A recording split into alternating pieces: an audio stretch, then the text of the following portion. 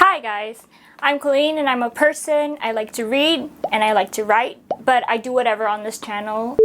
Red flag. The Disney version did not have that. Red flag. Red flag. Red flag. I don't even know. Red flag. She wants to feed the king his children. Red flag. Red flag, by the way. Today I'm going to sit here and talk to you about things you may have already Googled. I just thought it would be fun to talk about like the original fairy tales. I have 6 here. A lot of these fairy tales, the original versions are like a lot more brutal than obviously the kid version. I just wanted to talk about how many red flags there are in these original fairy tales.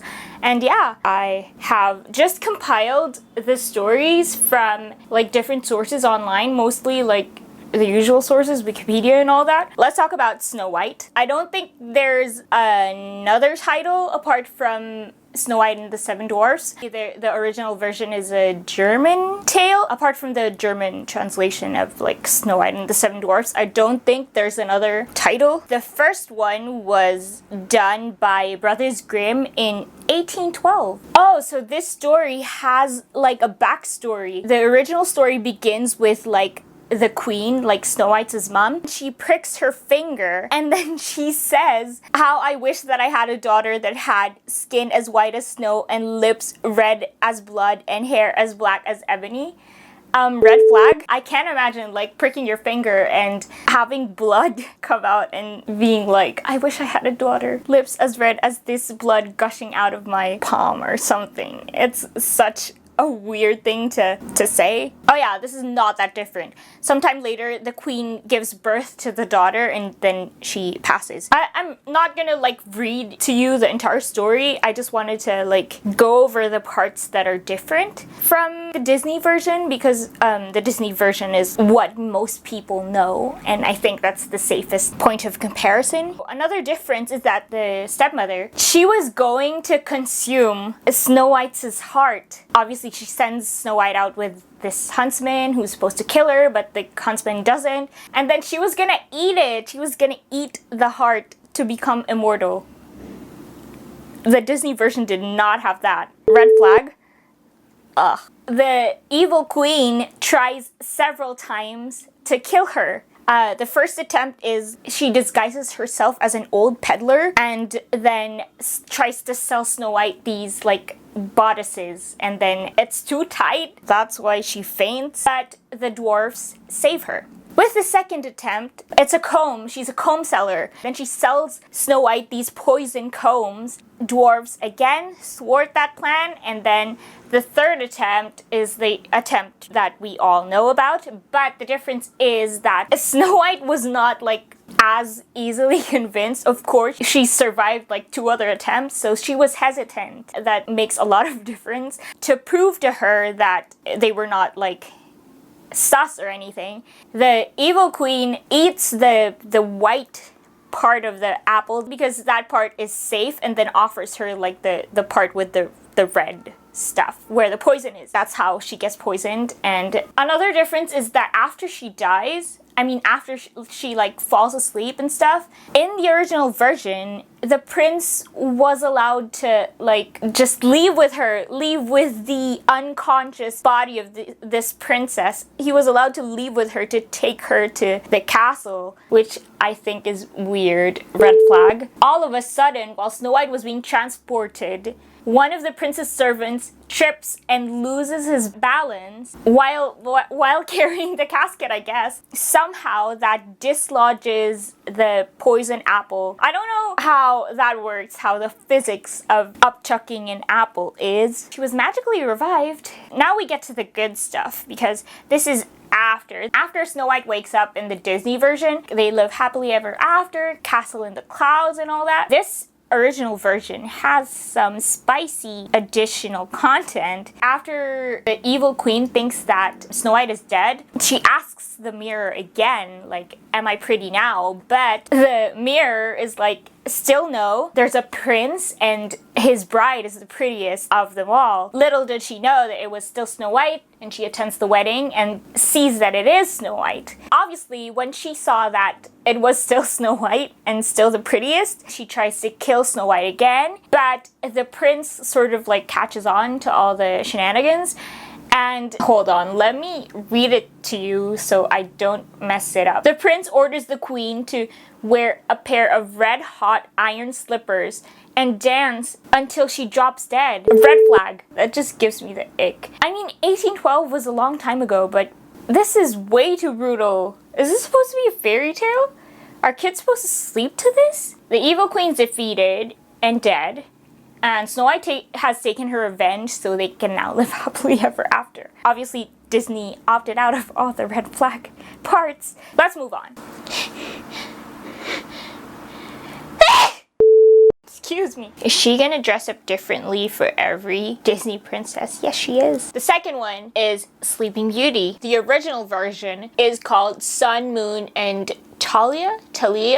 I'm gonna go with Talia because I'm more comfortable saying that if it's not actually that pronunciation, then I'm sorry.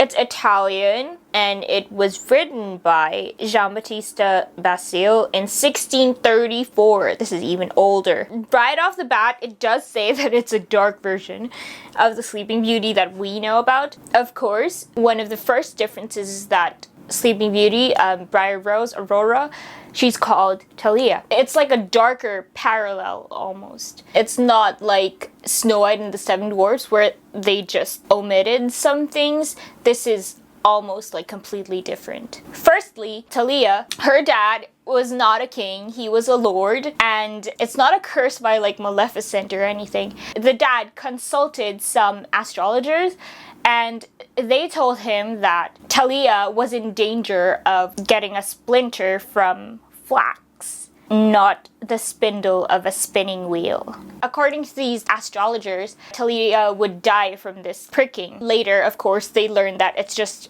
deep sleep. After Talia falls into deep sleep, she is seated on a velvet throne, and her father, to forget his misery of what he thinks was her death, he just like closes the door and abandons the place. Red flag. Something about that is just weird to me. Like, she does appear dead to all the people. So why would you? I can just picture him dressing her up and seating her. So one day, a king, I guess this is how she becomes a princess. One day, a king is walking by, and one of his falcons flies into the house, and the king knocks, and no one's home, obviously. And he climbs a ladder, and he finds Talia, and he gathers the fruits of love. Red flag. I don't even wanna. Afterwards, he leaves her in bed and goes back to his kingdom. Even though Talia is unconscious, she gives birth to twins, and obviously this is a story, but I don't even know. One of her children, they suck on her finger, and the flax, the splinter, the baby sucks it out, so she wakes up and discovers that like she's a mom now and all that, and she has no idea what happened to her. And one day the king decides that, okay, I want to see Talia again. He does see her again. They end up bonding after he explains what happened, and I don't know how you can bond with someone after they tell you all that. Some random guy just goes into your castle and then tells you that I was the one who impregnated you and let's bond. Red flag. He has to leave and go back to his wife. He promises Talia that, okay, I'll be back. Back at his kingdom, his wife hears him talking in his sleep and mentioning Talia's name. And of course, the wife is livid and writes to Talia, pretending she's the king, and then tells her to send over the twins. And Talia just sends the twins. She just sends the kids to this king. She doesn't even know. Talia sends the twins to the king, and the queen tells the cook to kill the twins and make dishes out of them. She wants to feed the king his children. Red flag. The cook doesn't. The cook does not cook the kids. Thank God. He cooks 2 lambs and then serves. And then this bitch While they're eating, the king like sort of mentions that the food is good, and she's like, eat, eat, you're eating one of your own. Ew! Later, the queen invites Aaliyah to the kingdom, and she's going to burn her alive. The king finds out what's going on with Talia and the twins, and he decides that he's going to burn the queen instead, and then that happens, and then he marries Talia, and they live happily ever after, I guess? I don't know. This entire story is a red flag. I can't even arrange my features to react. Ugh, this is gross. The cook gets rewarded though for not cooking the kids, bare minimum if you ask me. They live happily ever after. It says right here. With the burned wife, the almost cooked kids, the fruits of love or whatever. Let's move on. My head hurts. I feel sick. Let's do Cinderella next. The first story of it was shared through word of mouth, and the first version was recounted by a geographer, Strabo, and it was called Rhodopus between 7 BC and 23 AD. I think it's safe to say this is the oldest of the bunch. The story is Rhodopus, which her name means rosy cheeks.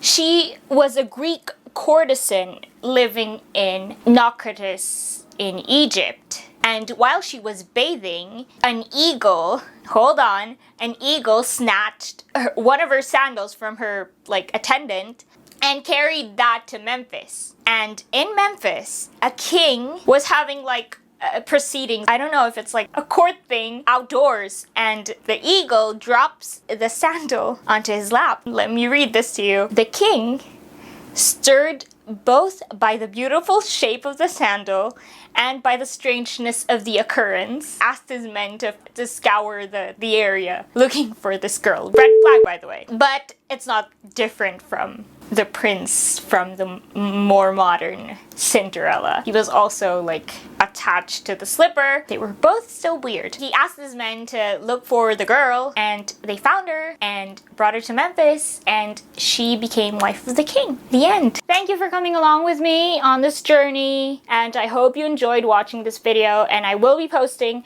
part 2 of this. I hope you enjoyed. Like, subscribe, and all that stuff, and I will see you next time. Bye!